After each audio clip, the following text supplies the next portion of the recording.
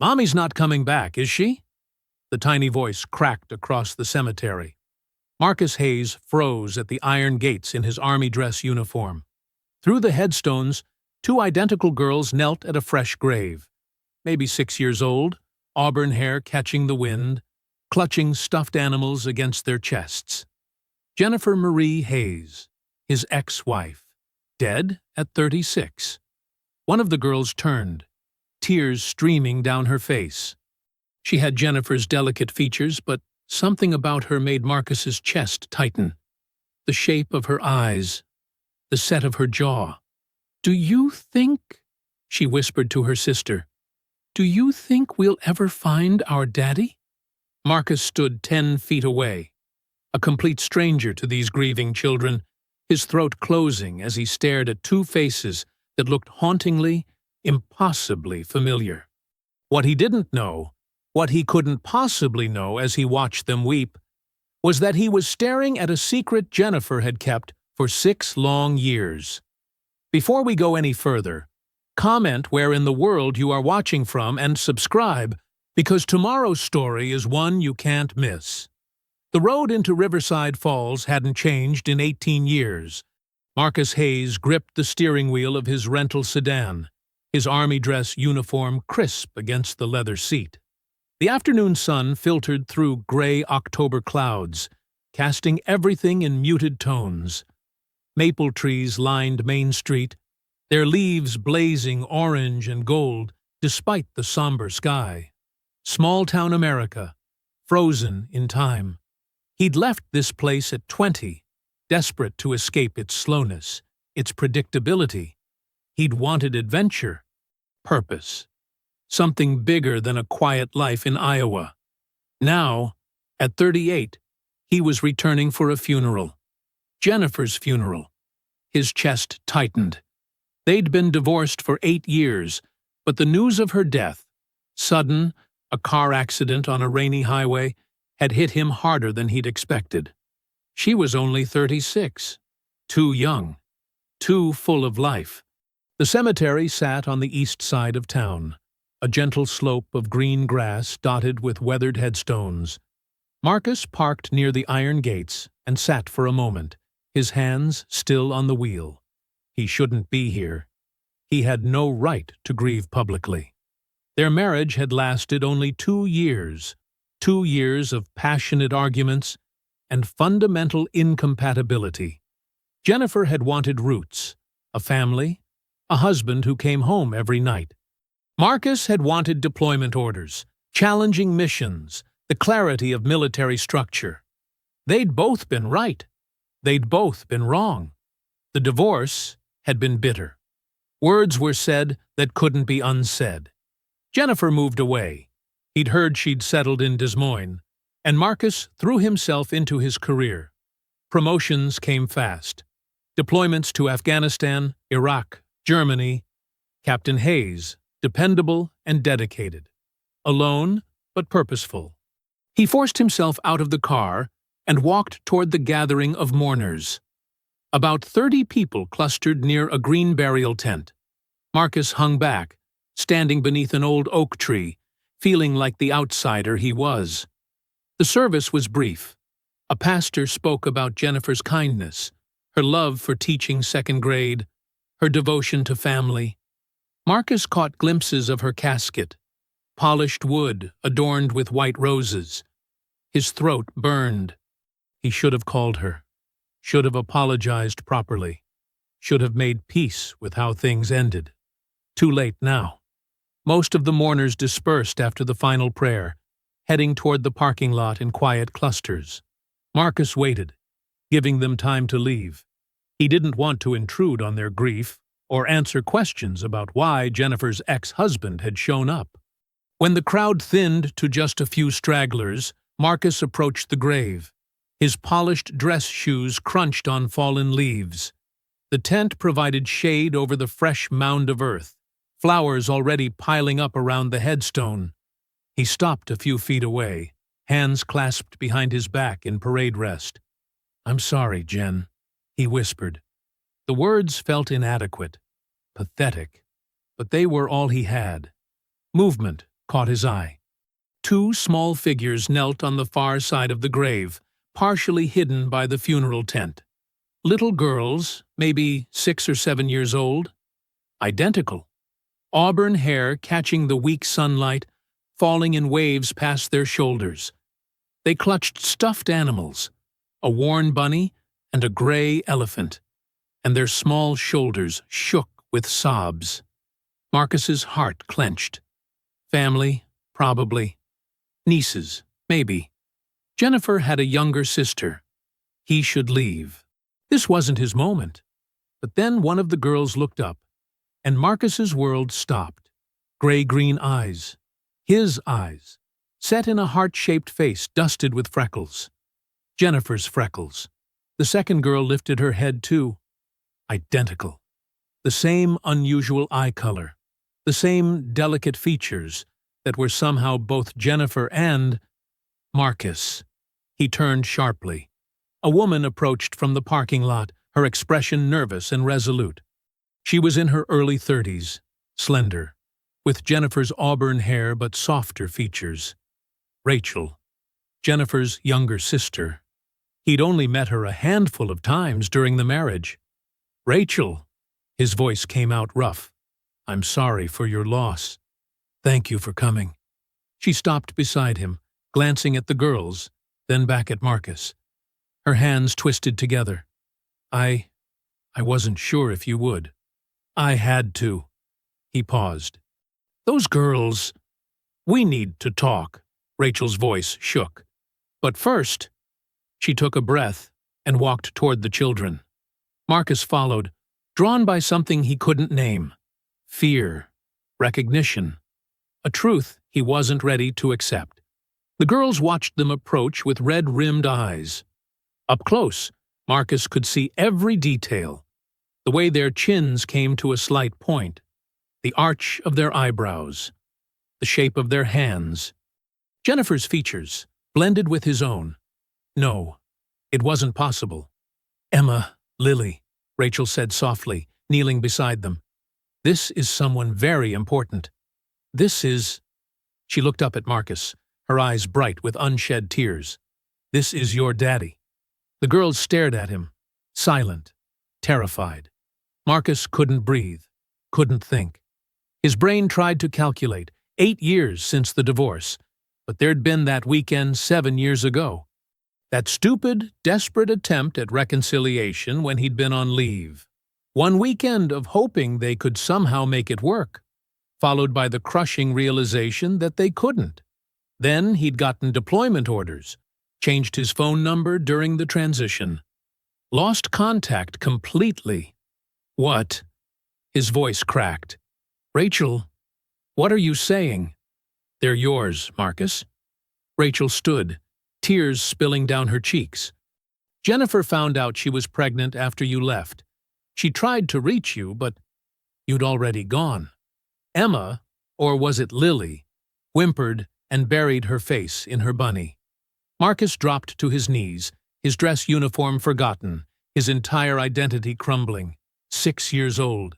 Twins. His daughters he'd never known existed. "I didn't know," he whispered hoarsely. "I swear, I didn't know."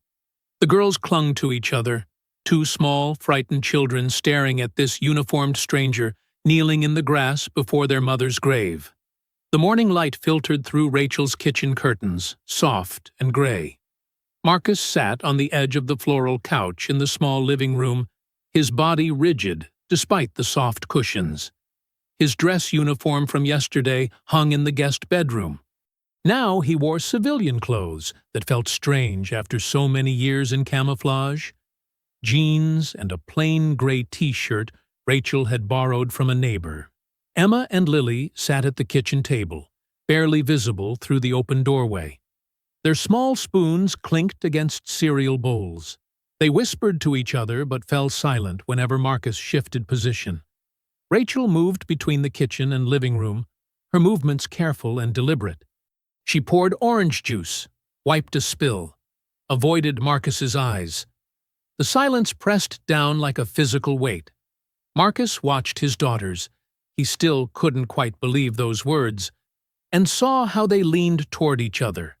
Emma sat on the left, her auburn hair pulled into a neat ponytail. Lily's hair hung loose around her shoulders. Identical faces, but their expressions were different.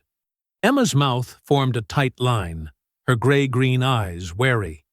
Lily kept glancing toward the living room, curious but hesitant. They were beautiful, terrifying, completely foreign. "More milk, Em?" Lily's whisper carried into the living room. Emma shook her head. Rachel finally sat in the armchair across from Marcus, her hands twisted in her lap. She looked exhausted, dark circles under her eyes, her skin pale. He'd noticed it yesterday at the cemetery, but attributed it to grief. Now he wondered if it was something else. "We need to talk," Rachel said quietly. "About everything." Marcus nodded. His throat felt tight. "Jennifer made me the girl's legal guardian. It's in her will. When she—" Rachel's voice cracked. She took a breath. "When she died, they came to live with me. That was 6 weeks ago. 6 weeks." His daughters had lost their mother 6 weeks ago, and he was only finding out now. "I've been trying to make it work," Rachel continued. "I took leave from my job. I do marketing for a nonprofit in Des Moines. My apartment's tiny, but we've been managing. The girls started first grade here in Riverside Falls. Jennifer's house." She gestured vaguely. "The bank's handling the estate. There are complications." Marcus listened, his military training helping him process information even as his heart pounded. He wanted to ask 1,000 questions. How did Jennifer die? What were the girls like? Did they ask about him? But Rachel's expression stopped him. She looked terrified. "There's something else," she whispered. "I need to tell you something, and God, Marcus, I don't know how." His stomach dropped. "What is it?" Rachel's eyes filled with tears. 2 months ago, I was diagnosed with breast cancer. Stage 2. The words hung in the air. In the kitchen, Emma's spoon clattered against her bowl. "I start chemotherapy next week," Rachel said. "Intensive treatment. 6 to 8 months, maybe longer. The doctors say the prognosis is good, but the treatment—" She wiped her eyes. "I'm going to be sick. Really sick. I can't guarantee I'll be well enough to take care of 2 active 6-year-olds, getting them to school, helping with homework, cooking meals, handling bedtime." Her voice broke. "I want to. I love them so much. But I can't promise I'll be able to." Marcus's mind raced. Rachel was sick. The girls had already lost their mother. Now their guardian might not be able to care for them. "What happens if you can't?" he asked carefully. Rachel reached for a folder on the coffee table. Her hands shook as she opened it. "Jennifer updated her will 6 months before she died. She knew about my diagnosis. I told her right away. She added a contingency clause."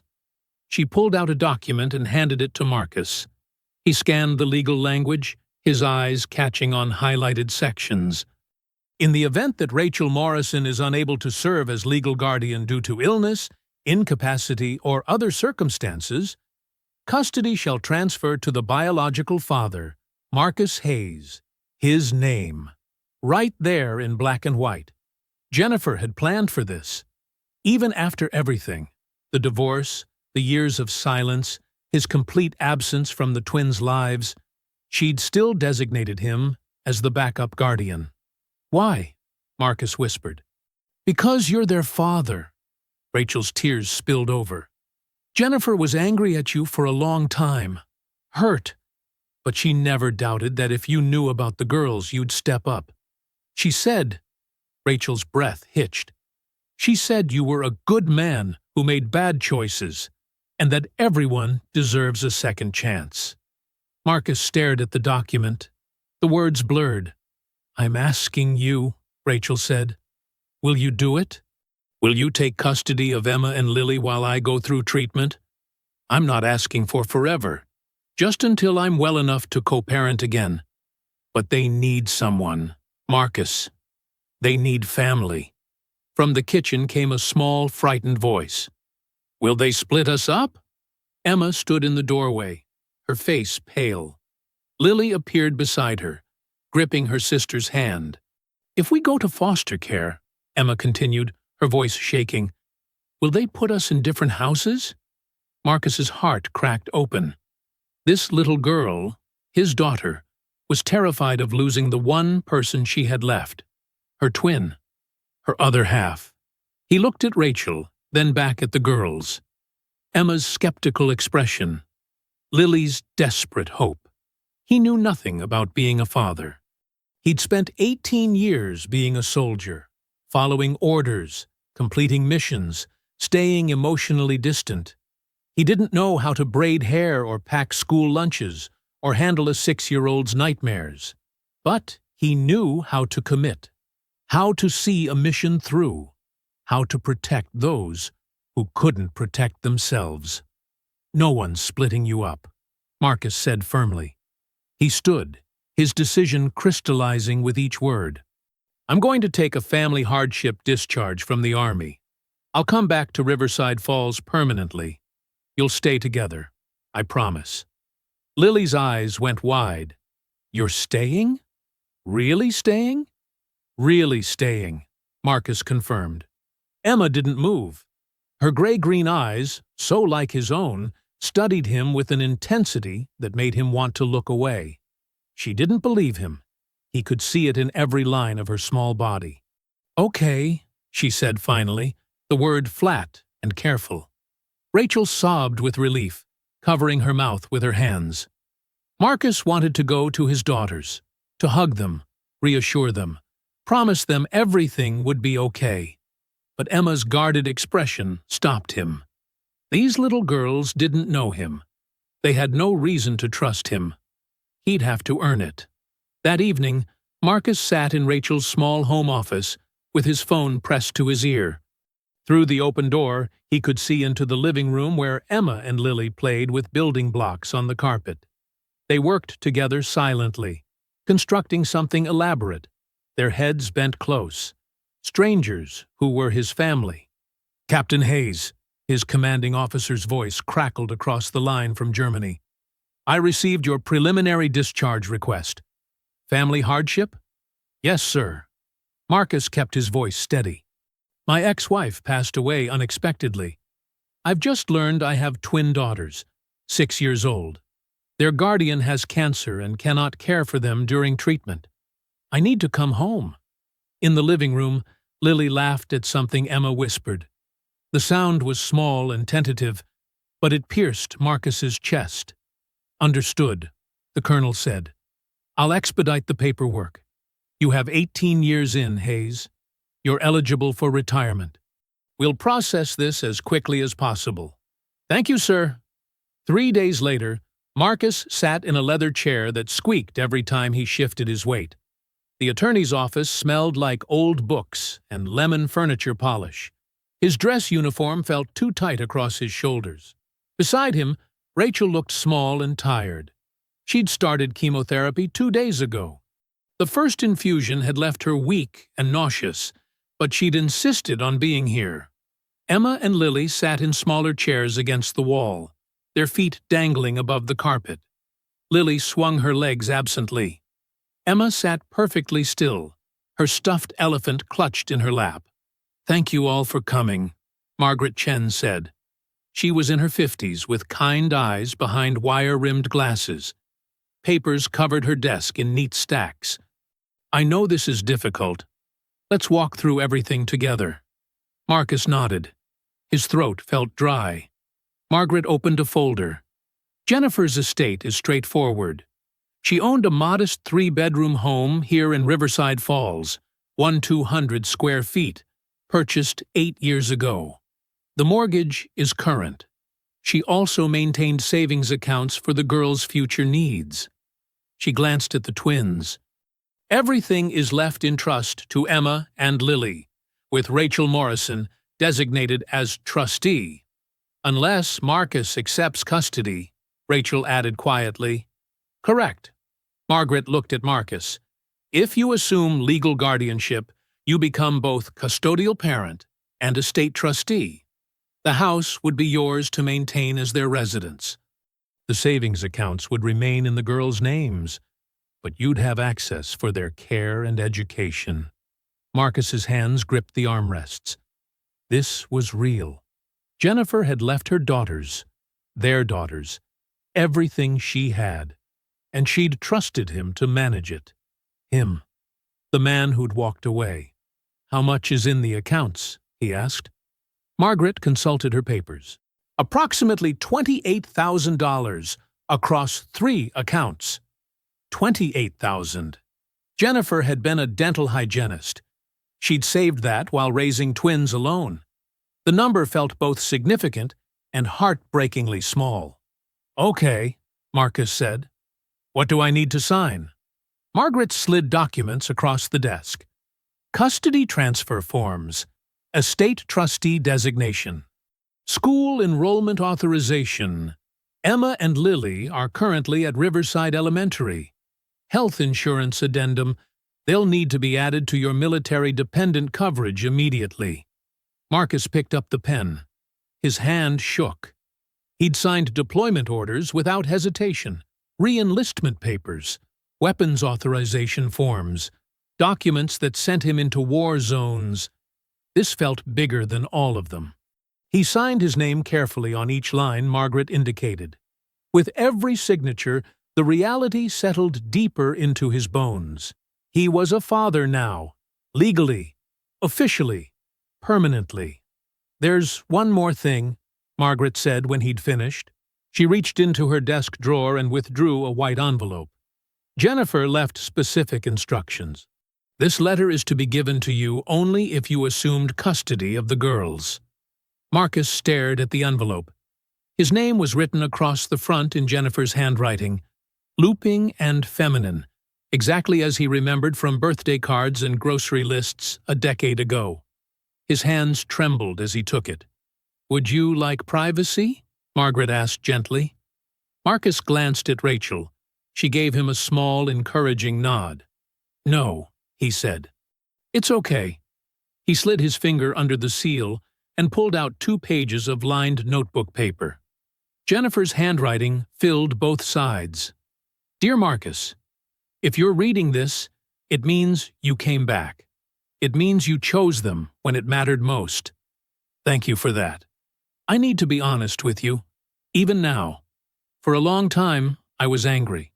When I found out I was pregnant, I tried calling your old number, disconnected. I tried emailing, bounce back. I even called your parents, but they'd moved and left no forwarding information. I could have tried harder. I could have gone through official army channels, but I didn't. Why? Pride, maybe. Or fear. You'd made it clear during our marriage that you didn't want the settled life I wanted. You chose the army over me every single time. So when I couldn't reach you easily, I told myself it was a sign that maybe you didn't deserve to know. That maybe my babies were better off without a father who didn't want them. I was wrong. I'm sorry." Marcus's vision blurred. He blinked hard, forcing himself to keep reading. "The girls are amazing, Marcus. Emma is sensitive and artistic. She feels everything deeply. Lily is sunshine. She finds joy even in hard moments. They're best friends. They complete each other. But there's something you need to know about Emma. Something urgent." Marcus's stomach tightened. When the girls were 3, Emma started having fainting spells. After months of tests, she was diagnosed with hypertrophic cardiomyopathy, a congenital heart defect. Her heart muscle is too thick. It makes it hard for blood to flow properly. Right now, she's managing with medication and regular monitoring. But her cardiologist, Dr. Patel at Children's Hospital in Des Moines, says she'll need surgery within the next year. Maybe sooner. The procedure is called a septal myectomy. They'll remove part of the thickened muscle so her heart can work better. Dr. Patel is excellent. The surgery has a high success rate. But it's expensive, Marcus. My insurance covers some, but not all. I've been saving for 3 years. I have $28,000 set aside. The estimated total cost is $75,000. I don't know how you'll get the rest. I'm sorry I couldn't save more. I tried. Marcus's chest felt like it was caving in. $75,000. Emma needed heart surgery. His 6-year-old daughter, who was sitting 15 feet away watching him with those careful, guarded eyes, had a potentially fatal heart condition. The letter continued. Emma is scared of doctors. She's been hospitalized twice for observation when her symptoms worsened. The monitors, the IVs, the tests, they terrified her. She has nightmares about hospitals. Please be patient with her. Please help her understand that the surgery will help, not hurt. Rachel knows all of this. Dr. Patel's information is in the medical files I've kept. Emma's next cardiology appointment is in 2 weeks. Marcus, I know I have no right to ask you for anything, but I'm asking anyway. Please save Emma. Please love them both the way I couldn't make you love me. They deserve a father who stays, who fights for them. I believe you can be that man, even though you weren't that husband. Thank you for giving them a chance. Jennifer Marcus sat frozen, the letter shaking in his hands. $75,000. Heart surgery. A little girl who was terrified of medical procedures. He looked up at Rachel. You knew? She nodded, tears streaming down her face. Jennifer told me everything when Emma was diagnosed. I've been taking her to appointments, the surgery. Dr. Patel wants to schedule it soon. Emma's condition has been stable, but it's degenerating. We have maybe a year before it becomes critical. Marcus turned to look at his daughters. Emma watched him with an expression far too old for 6 years. She knew. She understood that he'd just learned her secret. I'm sick, she said quietly. My heart doesn't work right. Lily reached over and grabbed her sister's hand. Marcus couldn't breathe. He'd faced enemy fire in Afghanistan.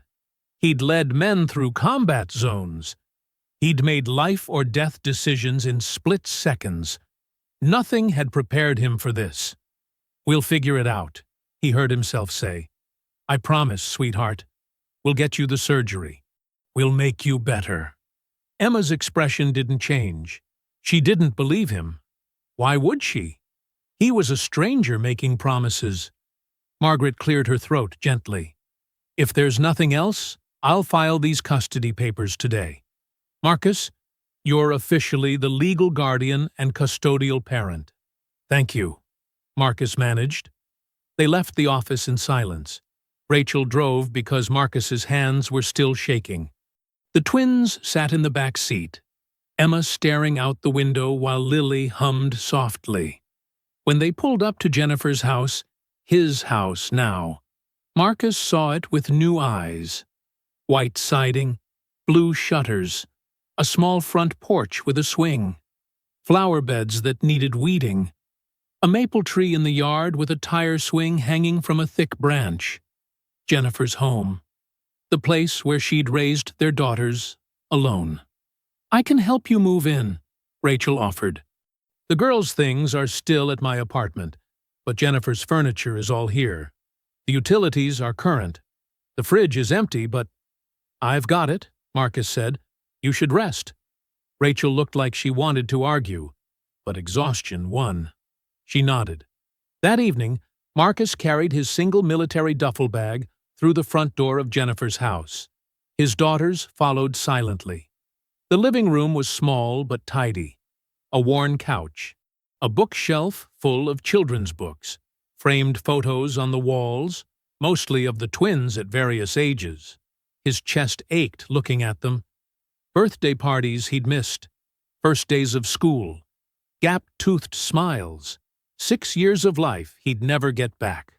Your room is upstairs, Emma said flatly, pointing. Mommy's room. Lily and me share the other bedroom. You can show me, Marcus said.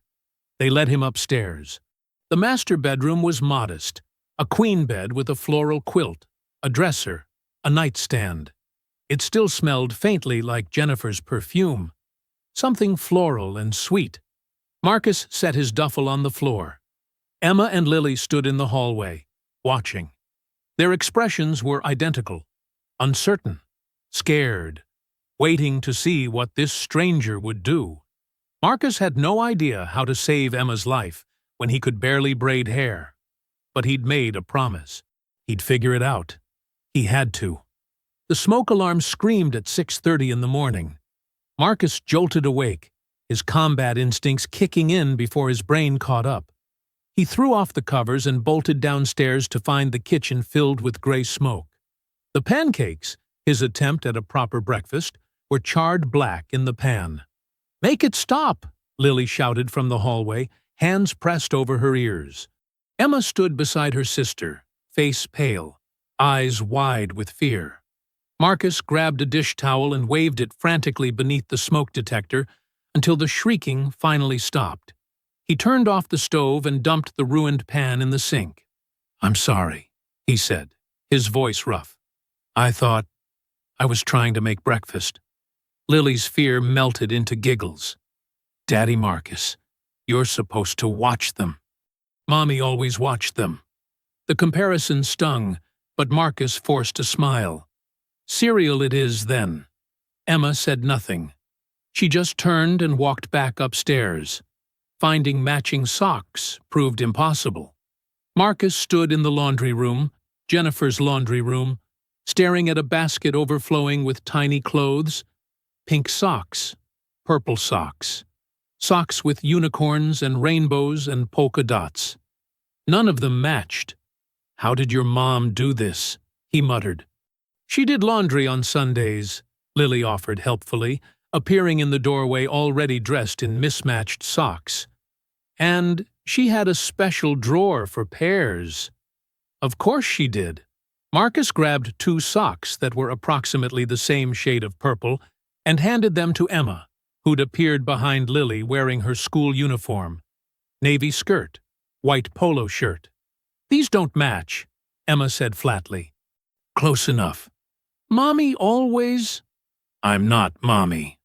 The words came out sharper than he intended. Emma's expression shuttered completely.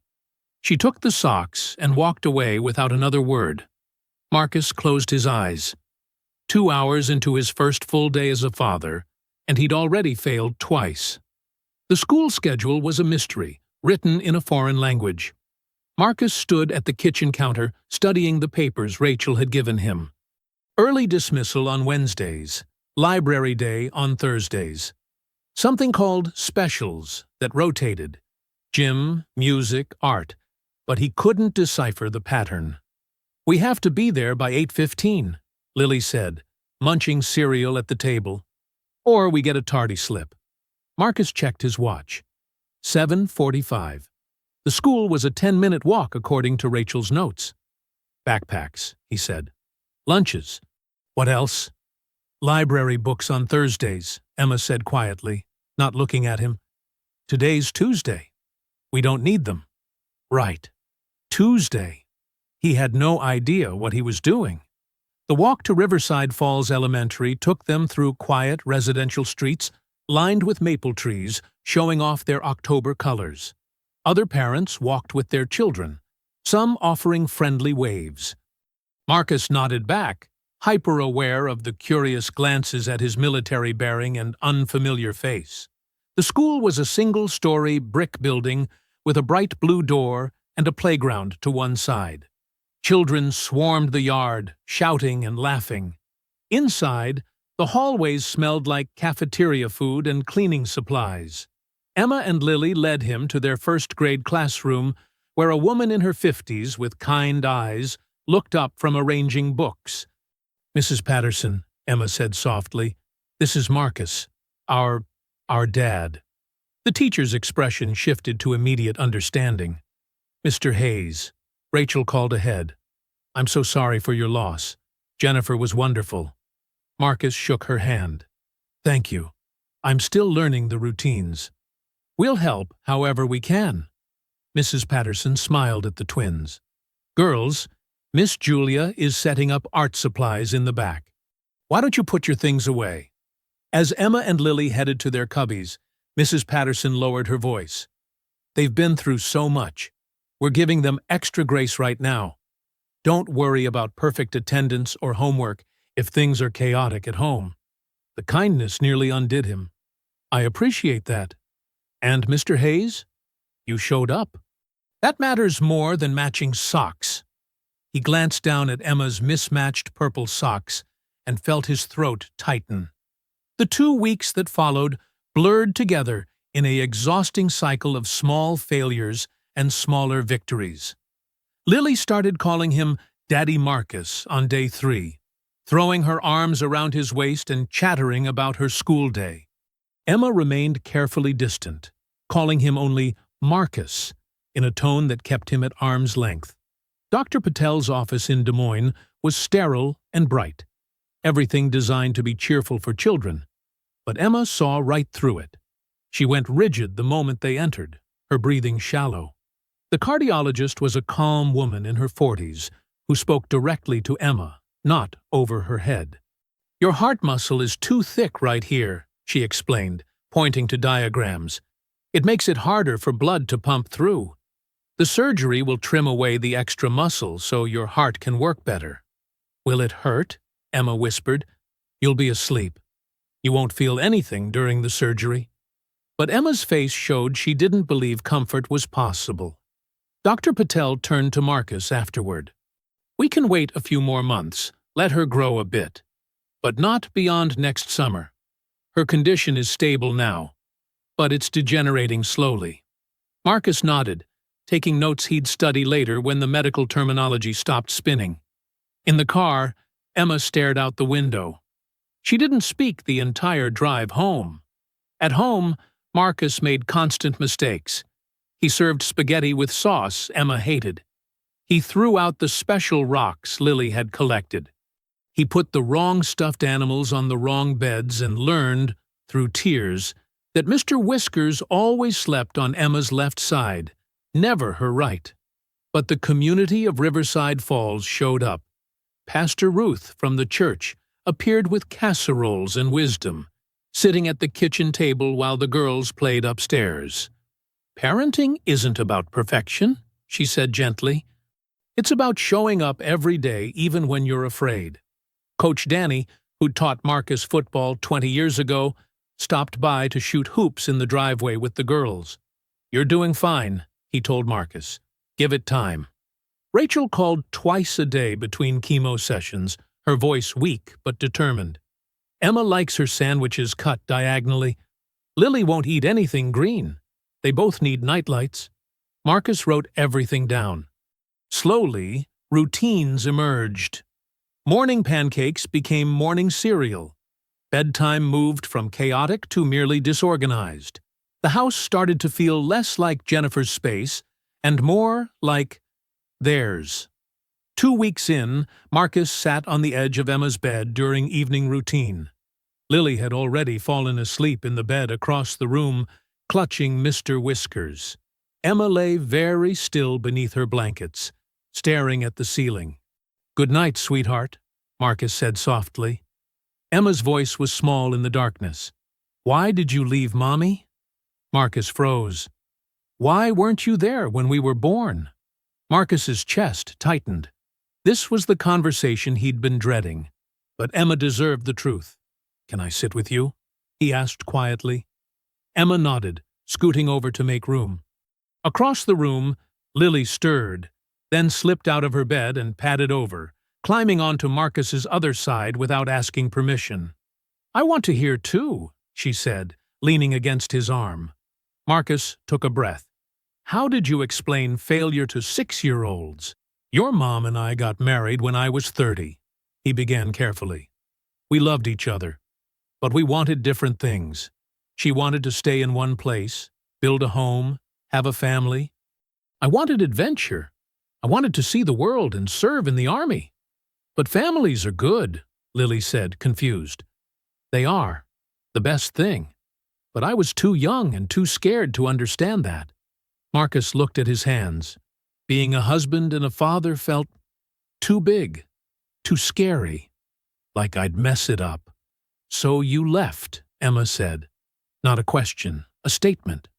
I did, and it was the worst mistake I ever made. His voice cracked. Your mom and I got divorced, and I went back to the army. I told myself it was better that way. I told myself I wasn't meant to be a family man. Then we happened, Lily whispered.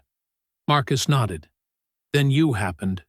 Your mom and we tried one more time, just for a weekend when I was on leave. And then I went back to Germany, and she found out she was pregnant. She tried to call me, but I'd changed my number. My unit was in a dangerous place with bad communication. She couldn't find you, Emma said. She tried, but I'd made it hard. And your mom was proud. She decided she'd rather raise you both alone than chase after someone who'd already left her once. He swallowed hard. I didn't know you existed until 3 weeks ago. But that's not an excuse. I should have stayed in touch. I should have. Do you wish we didn't happen? Emma's voice was so small it nearly broke him. Marcus turned to face her fully. No, sweetheart. You and Lily are the best thing that ever happened to me. I just wish I'd been there from the beginning. I wish I'd been the daddy you deserved. Tears spilled down Emma's cheeks. Are you going to leave again? No. But the army. I left the army. I'm done. This is my home now. You two are my family. Marcus wrapped an arm around each girl. I know I can't make up for 6 years. I know it's hard to trust me when I wasn't there before. But I promise you both, I'm here now, and I'm not going anywhere. Ever. Lily burrowed closer. Emma stayed stiff for a long moment, then slowly, carefully, let herself lean against his chest. It's okay to be angry at me, Marcus said softly. It's okay to be sad or scared. You can feel all those things. I miss Mommy, Emma whispered. I know. I'm so sorry she's gone. They sat together in the quiet darkness until Lily's breathing evened into sleep. Marcus carried her back to her bed, tucking Mr. Whiskers beside her. When he returned, Emma was still awake, watching him with Jennifer's eyes.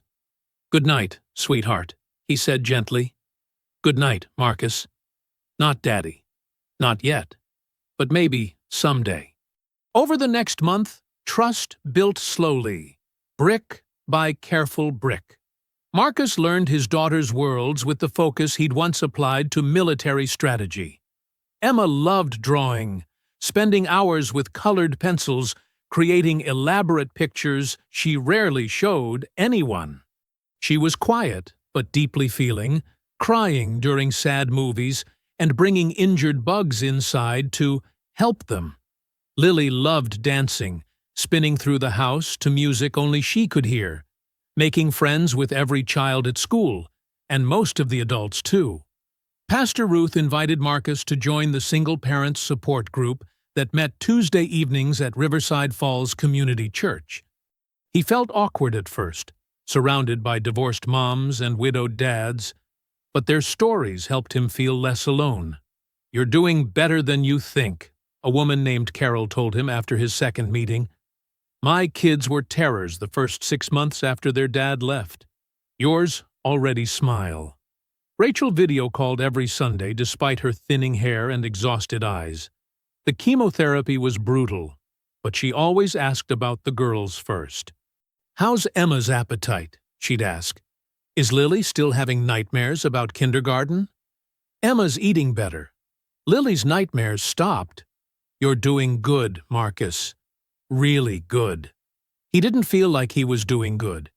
He felt like he was barely keeping his head above water. But the girls were thriving, and that was what mattered. Marcus started creating traditions, small anchors in their new life together. Friday meant pizza night with a movie. Sunday meant the park, weather permitting. Wednesday meant library visits, where Emma checked out art books and Lily grabbed anything with princesses. On a sunny Saturday in late November, Marcus carried two small bikes into the backyard. One purple, one pink, both with training wheels. "Your mom always planned to teach you to ride," he said, his throat tight. "I thought maybe we could do it together." "For her?" Lily squealed and ran to the pink bike. Emma approached the purple one more cautiously, running her fingers over the handlebars. "What if I fall?" she asked. "Then I'll catch you." It took 2 hours. Lily mastered it quickly, fearless and laughing. Emma struggled, wobbly and uncertain, falling twice despite Marcus's steadying hands. But she got back on each time, determined. And then, suddenly, she was riding. Pedaling in smooth circles around the yard, her face transformed with joy. "Daddy, I did it!" she shouted. "Daddy, look!" Then she froze, her eyes going wide as she realized what she'd called him. Marcus's heart stopped, then restarted, fuller than before. He ran to her, scooping her up and spinning her around. "You did, sweetheart! I'm so proud of you. So proud." Emma wrapped her arms around his neck and buried her face against his shoulder. That night, long after bedtime, Marcus woke to small footsteps padding into his room. Emma stood beside his bed, clutching her worn, stuffed rabbit, tears on her cheeks. "Bad dream?" he asked softly, lifting the blanket. She climbed in without answering, curling against his side. Marcus wrapped his arms around her, stroking her hair the way he'd seen Rachel do. "Want to talk about it?" Emma's voice was barely a whisper. "I'm scared I'll die like Mommy." Marcus's throat closed. He pulled her closer, feeling her small heart beating against his ribs, that precious, fragile heart that needed fixing. "I won't let that happen," he said fiercely. "I'm here now, and I'll fight for you. Always." Marcus sat in the waiting room of Dr. Patel's office, bouncing his knee like a nervous recruit before his first deployment. Emma leaned against his side, tracing patterns on his palm with her finger, a habit she'd developed when she was anxious. Lily swung her legs from the chair beside them, humming softly. Rachel sat across from them, a colorful scarf wrapped around her head, where thick brown hair used to be. She looked tired. The chemo was brutal, but her eyes were bright with cautious optimism. Halfway through treatment, her latest scans showed the tumors shrinking. "Emma Hayes?" The nurse smiled from the doorway. Marcus stood, taking Emma's hand. She gripped tight, but walked forward without hesitation. That alone was progress. 3 months ago, she'd cried at the sight of the doctor's office. Dr. Patel greeted them warmly in the examination room, her kind face creasing with a smile. "How's my favorite artist doing?" Emma managed a small smile. "Good. May I listen to your heart?" Emma nodded and lifted her shirt. Marcus watched as Dr. Patel performed the examination, her expression calm and professional. When she finished, she gestured for everyone to sit. "Emma's condition has remained stable," Dr. Patel said, looking at Marcus and Rachel. "That's excellent news. Her symptoms haven't worsened, and the medication is managing things well." Marcus released a breath he hadn't realized he was holding. "I'd like to schedule her surgery for late March," Dr. Patel continued. 6 weeks from now. That gives us time to prepare, and Emma will be just a bit older, which helps. The procedure is called a septal myectomy. We'll remove the thickened heart muscle that's blocking blood flow. "Will it hurt?" Emma asked quietly. "You'll be asleep the whole time, sweetheart. You won't feel anything. And when you wake up, your heart will work so much better." "Will I be normal?" Dr. Patel leaned forward. "You'll be healthy. And healthy is the best kind of normal there is." Marcus cleared his throat. "What's the success rate?" 95%. We perform this surgery regularly at Children's Hospital in Iowa City. The surgical team is exceptional. Dr. Patel pulled out paperwork. "Now, let's discuss logistics. The total cost after insurance is $75,000. Marcus's stomach dropped, but he kept his face neutral. I have $20,000 saved from my military pay. Jennifer left $28,000. That's $48,000 total, which leaves $27,000 short, Rachel said softly. The hospital offers payment plans, Dr. Patel assured them. We can work something out. The important thing is getting Emma the surgery she needs. Marcus looked at his daughter. So small, so brave. We'll figure it out. Emma took his hand. It's okay if it's too much money, Daddy. I don't want you to worry. His heart cracked. Baby girl, you're worth everything. We'll make it work. The following Saturday, Riverside Falls Elementary held their Make-Up Father's Day program, rescheduled from June due to a pipe burst that had flooded the gym.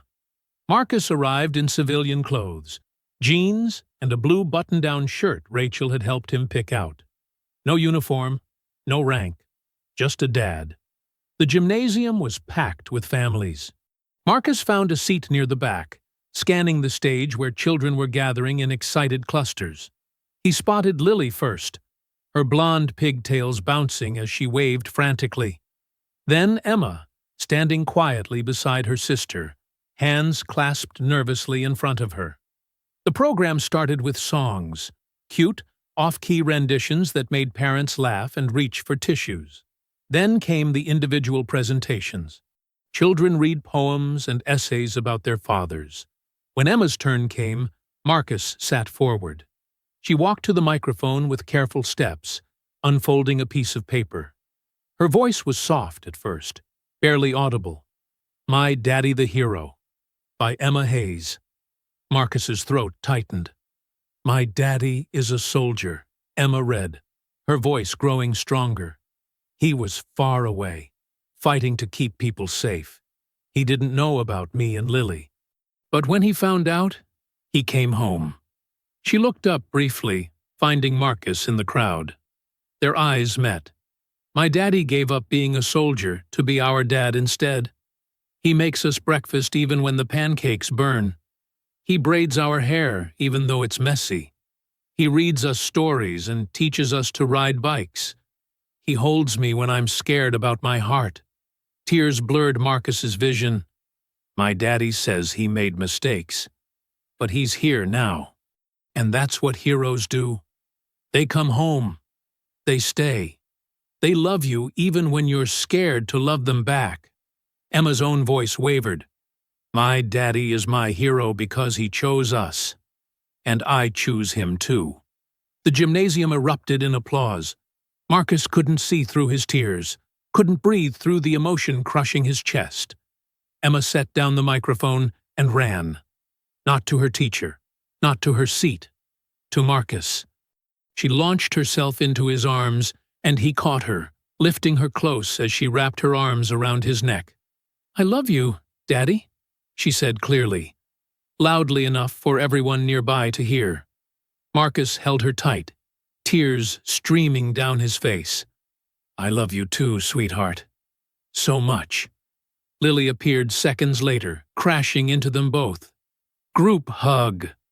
Marcus gathered both daughters close, their small bodies warm and real and his. Around them, parents pretended not to watch while definitely watching, many wiping their own eyes. Pastor Ruth appeared beside them, squeezing Marcus's shoulder. You done good, son. He couldn't speak, could only hold his girls and let himself feel the weight of their love, a weight lighter and heavier than anything he'd carried in 18 years of military service. That evening, Marcus tucked both girls into their beds. Emma's room first, where he pulled her purple comforter up to her chin and smoothed her hair back. Thank you for what you said today, he whispered. I meant it. Emma touched his cheek. You're my daddy, my real daddy. You're my real daughter.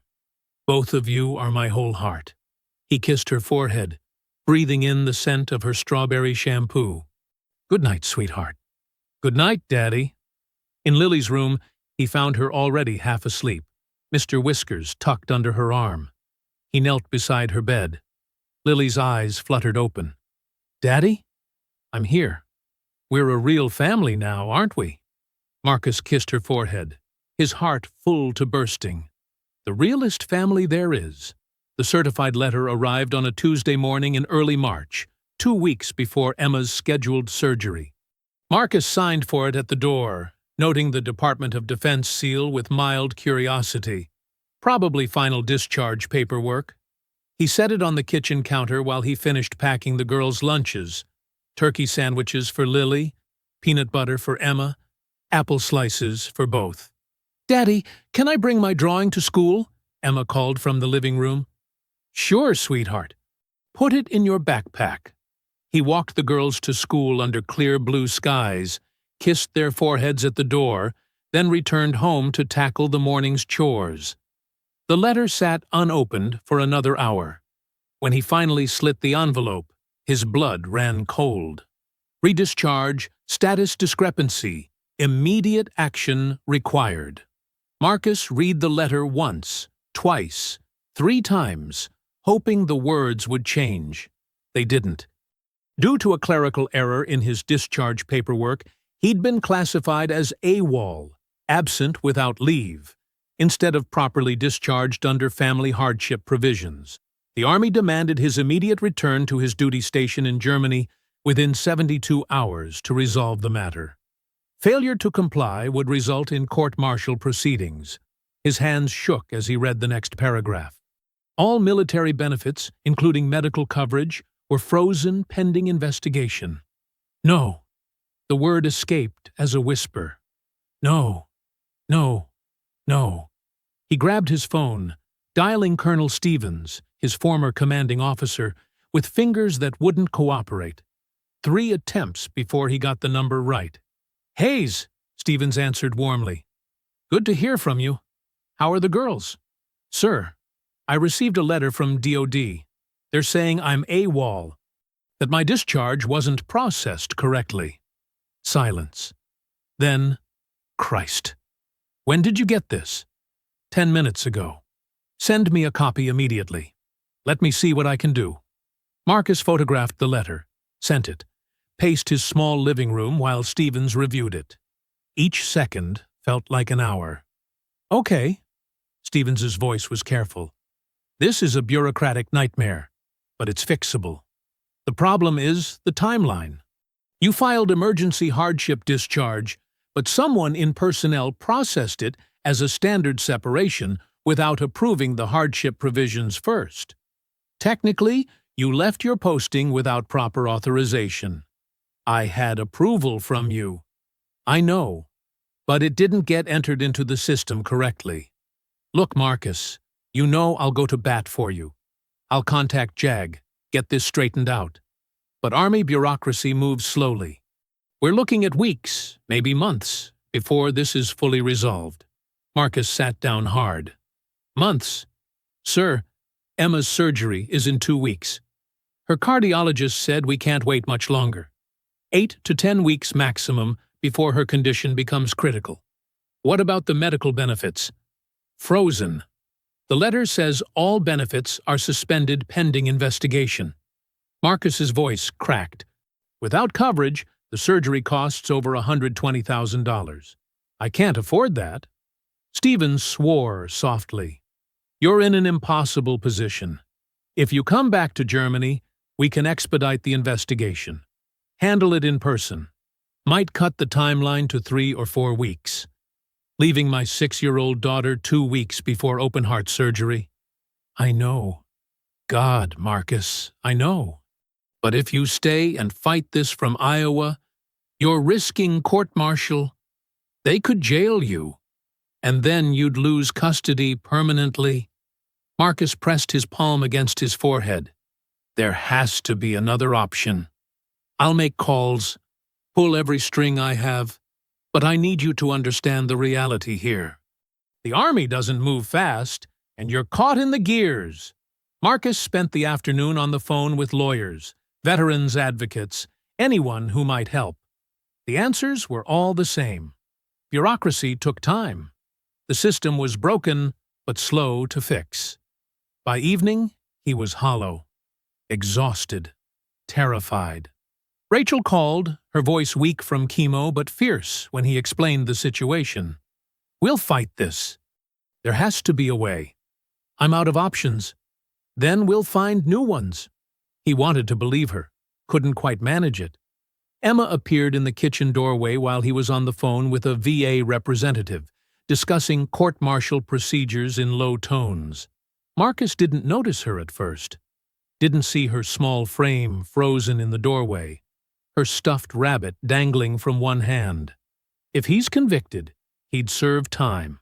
Yes, that would terminate custody rights. The children would go into foster care unless… No. Emma's voice was barely a whisper. Marcus spun around. "Emma!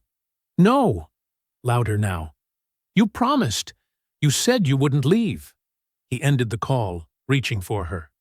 "Sweetheart, it's complicated. Everyone leaves me!"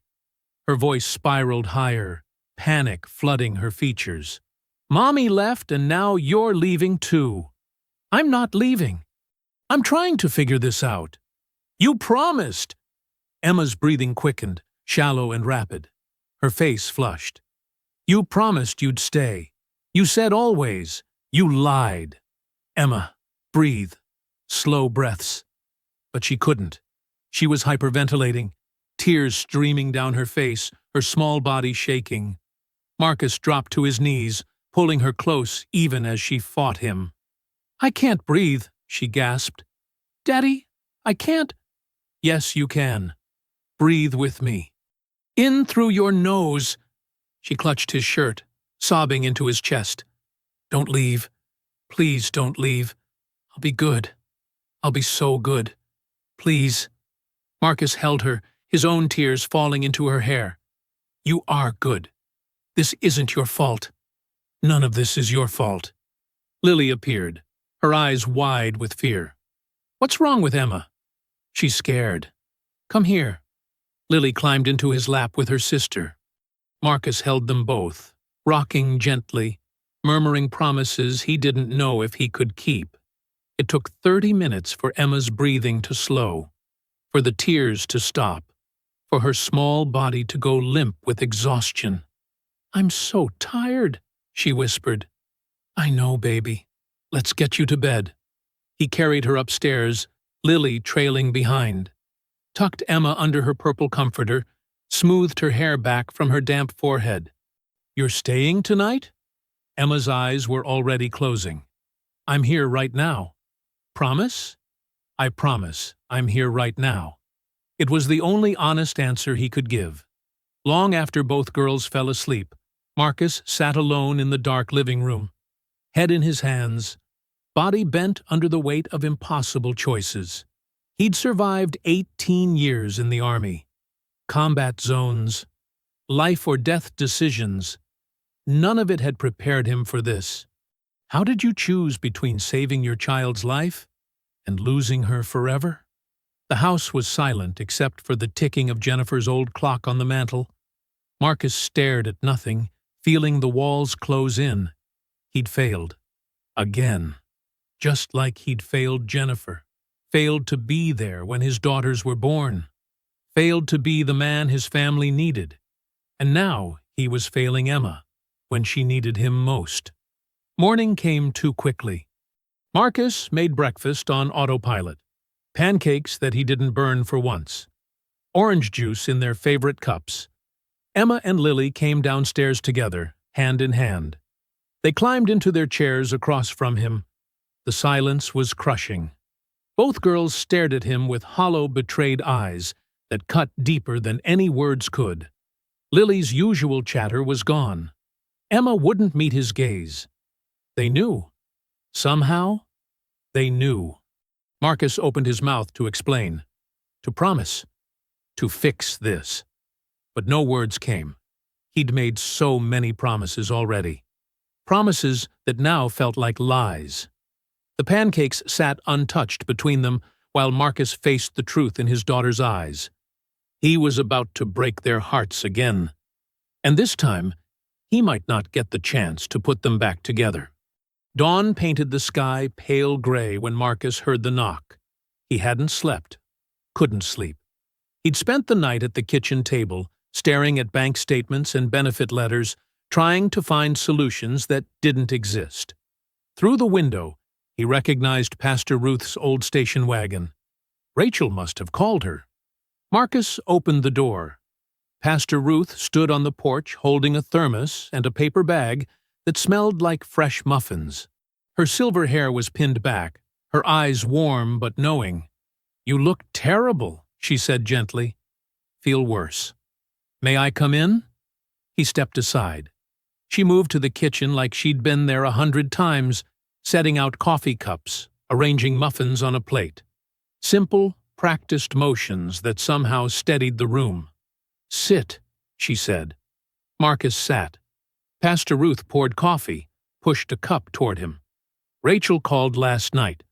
Told me about the army situation, about the choice you're facing." "There is no choice. Either way, I lose." "No." Her voice was firm. "Either way, you choose. That's different." Marcus wrapped his hands around the warm cup. "If I stay, I risk court-martial. Jail time. I'd lose the girls permanently. If I go to Germany, I abandon Emma 2 weeks before surgery. She already thinks everyone leaves her. So you're stuck between fear and fear. I'm stuck between impossible options." Pastor Ruth sipped her coffee, studying him. "Marcus, how long did you serve?" 18 years. 18 years of honor, courage, sacrifice." She leaned forward. "You spent nearly 2 decades serving your country, doing what was right even when it was hard, even when it was dangerous. This is different. Is it? You're still choosing between safety and doing what's right. The uniform doesn't change that." Marcus shook his head. "In the army, the rules were clear. Follow orders. Serve the mission. Here, the rules are destroying my family. Then maybe it's time to fight the system instead of for it." He looked up sharply. Pastor Ruth's expression was gentle but unwavering. "Sometimes courage means standing up to the very institutions you've served. When bureaucracy becomes injustice, faith calls us to resist. They could send me to jail? They could. But would you be able to live with yourself if you left Emma before her surgery? If those were the last memories your daughters had of you? Walking away when they needed you most?" The question hit like a punch. Marcus saw Emma's face last night, her panic attack, her desperate plea. "Please don't leave." "No," he whispered. "I couldn't live with that." "Then stay. Trust that truth and justice will prevail. Trust that God didn't bring you home to your daughters just to tear you away again. What if I'm wrong? What if I stay, and they court-martial me anyway?" Pastor Ruth reached across the table, covering his hand with hers. "What if you stay and fight, and your daughters learn that their father loves them more than he fears consequences? What kind of lesson is that worth?" Marcus felt something shift in his chest. A weight lifting, a decision crystallizing. "I'm staying." Pastor Ruth smiled. "Good. Now let's figure out how to save Emma." At 9 o'clock, Marcus called the Army Liaison Office. His hand was steady on the phone. "This is Captain Marcus Hayes. I received orders to return to Germany within 72 hours. I'm formally stating I will not comply. I'm staying with my daughters. My 6-year-old needs life-saving heart surgery in 2 weeks. I will cooperate fully from Iowa. I'll provide any documentation you need, but I won't abandon my child." The officer on the other end was silent. Then, "Captain Hayes, you understand this could result in court-martial?" "I understand, but my daughter's life is worth the risk. I'll note your response in the file. Thank you." Marcus ended the call. His heart pounded, but his conscience was clear. He'd made his choice. That Sunday, Pastor Ruth invited Marcus to address the congregation. He stood at the front of Riverside Falls Community Church, Emma and Lily in the front pew watching him. The church was packed. people he'd known in high school, neighbors, teachers from the girls' school, people who'd been supporting his family for months. "I need help," Marcus said simply. "I've never been good at asking for it. The Army taught me to be self-reliant, but I can't do this alone." He explained the situation, the bureaucratic error, the frozen benefits, Emma's surgery, the impossible cost. "My daughter needs this operation to live. I'm staying with her no matter what the Army does, but I'm asking this community to help me save her life." The response was immediate. Coach Danny stood. "We're organizing a fundraiser. Car wash this Saturday. Everyone who can help, meet at the high school at 8. Mrs. Patterson, Emma's teacher. The PTA will do a bake sale." A farmer Marcus barely remembered. "I'll donate a cord of firewood for auction." One after another, people stood, offering time, money, skills, love. Pastor Ruth squeezed his shoulder. "You're not alone." Rachel, thin and pale from chemotherapy, worked from her laptop with fierce determination. She created a GoFundMe page, wrote the story with her marketing expertise. Emma Hayes is 6 years old. She loves drawing, her twin sister Lily, and her father Marcus, a decorated Army captain who came home to save her life. Emma needs heart surgery. Her father is fighting both the Army bureaucracy and time to give her a future. Please help. She included photos. Emma smiling. Marcus teaching the girls to ride bikes. The family at the park. Then Rachel did something brilliant. She contacted the local news station. 3 days later, the story aired on KWWL News. "A Riverside Falls father is fighting an impossible battle," the anchor said. Army Captain Marcus Hayes returned from deployment to discover he had 6-year-old twin daughters. Now he's fighting military red tape to save one daughter's life. The segment showed Marcus with Emma and Lily. Emma's shy smile. The interview where Marcus explained the situation with quiet dignity. "I made mistakes," he told the camera. "I missed 6 years of my daughter's lives. I can't miss this, even if it costs me everything." The story went viral. That evening, Coach Danny appeared at Marcus's door, laptop in hand, grinning wider than Marcus had ever seen. "You need to see this." Marcus let him in. Emma and Lily clustered around as Coach Danny opened the GoFundMe page. The counter was climbing. Fast. $15,000, $18,000, $22,000. "Veterans across the country are donating," Coach Danny said. "Military families, people who've been through the bureaucracy nightmare. Look at the comments." Marcus scrolled. Hundreds of messages. From one father to another. "Stay strong. My brother served. The system failed him too. Here's $100 for Emma. Thank you for your service. Now let us serve you." The counter hit $30,000 while they watched. Marcus's vision blurred. He sat down hard, overwhelmed. Emma climbed into his lap. "Daddy, why are you crying?" "Because people we've never met are fighting for you, sweetheart." He held both girls close. "We're not alone. We're really not alone." Lily hugged his neck. "Is Emma gonna be okay?" Marcus looked at Coach Danny, at the climbing numbers, at the outpouring of love from strangers who'd become family. "Yeah, baby," he whispered. "She's gonna be okay." 1 week after the news story aired, Marcus's phone rang while he was making breakfast. The girls were still asleep upstairs. "Captain Hayes, this is Colonel William Garrett.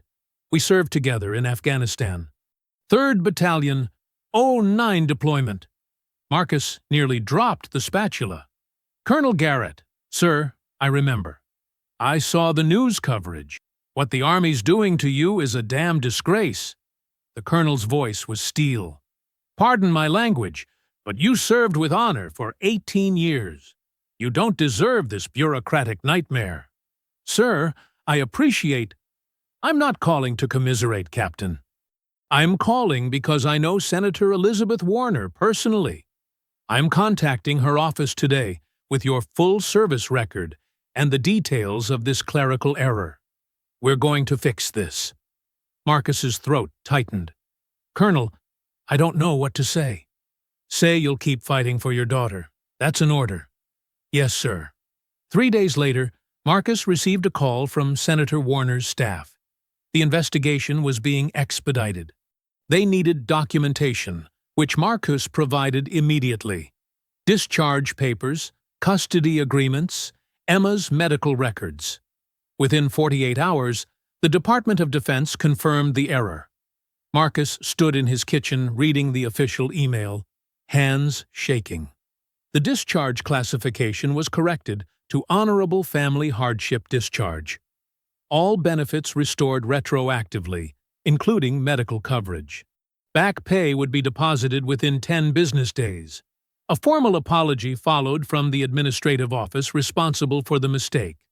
Marcus sat down hard at the kitchen table. Vindicated. Emma padded into the kitchen in her pajamas, rubbing her eyes. "Daddy? What's wrong?" He scooped her up, hugging her tight. "Nothing's wrong, sweetheart. Everything's right. Your surgery is covered. Everything's going to be okay. You're not leaving?" "Never. I'm never leaving." The community fundraiser exceeded every expectation. The car wash raised $3,000. The bake sale, $2,000. The auction brought in $12,000 more.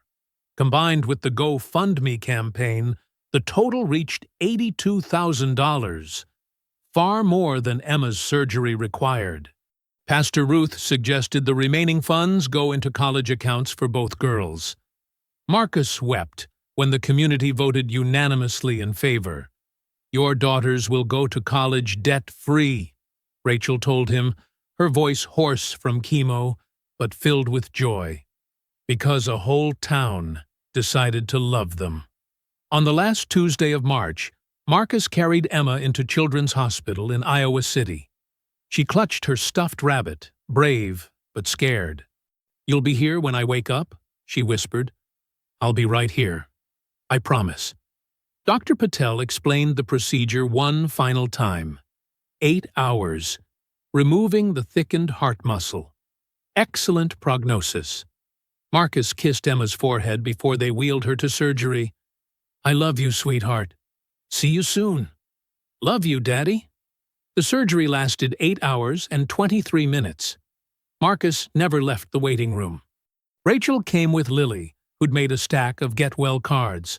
Pastor Ruth brought coffee. Coach Danny sat with him in silence. When Dr. Patel finally emerged, still in scrubs, she was smiling. The surgery was flawless. "Emma's heart looks beautiful. Prognosis is excellent."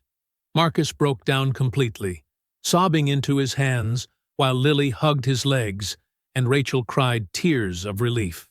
Emma spent 3 days in recovery. Marcus slept in the chair beside her bed, waking whenever she stirred. Lily visited daily, reading her sister's stories and showing her the cards she'd made. Rachel, thin but determined, brought updates about her own health. Her latest scans showed the cancer in remission. She was winning her battle, too. 2 weeks after surgery, Emma came home, still healing, moving carefully, but smiling. Really smiling. Marcus carried her inside while Lily ran ahead, shouting, "Emma's home! Emma's home!" That evening, Rachel pulled Marcus aside. Her hair was growing back in soft curls. Color had returned to her cheeks. "I'm ready to co-parent," she said. "Officially. The girls need both of us." Marcus nodded. "They do. Your family, Rachel." "So are you." Finally. 6 months passed. Emma healed completely, running and playing like any healthy 7-year-old. Rachel moved into a cottage 2 streets over, close enough for daily involvement. Marcus started a security consulting business with flexible hours. The girls thrived. On the 1-year anniversary of Jennifer's death in October, Marcus drove Emma and Lily to Riverside Cemetery. The autumn air was crisp, leaves turning gold and red. They walked to Jennifer's grave together. The girls carried flowers, sunflowers, Jennifer's favorite. Emma placed hers gently on the headstone. Lily did the same, her small hands careful. Marcus knelt at the headstone, the girls standing on either side of him. "I'm sorry I wasn't the man you needed," he said quietly. "But I promise, I'm the father our girls deserve now. Thank you for them. Thank you for this second chance I didn't earn, but will spend my life honoring." Emma took his hand. "Daddy, do you think Mommy can see us?" Marcus looked at his daughter, healthy, strong, loved. "I know she can, sweetheart, and I think she's smiling." Lily wrapped her arms around his neck. "Because we're together now, like a real family." Marcus pulled both daughters close, kissing their heads. "We are a real family, and nothing will ever separate us again." They stood together for a moment longer, then walked hand in hand toward the parking lot where Rachel waited, leaning against the car. The autumn sun broke through the clouds, golden light spilling across the cemetery. 3 broken hearts had learned that family isn't about the time you've had together. It's about the love you choose every single day.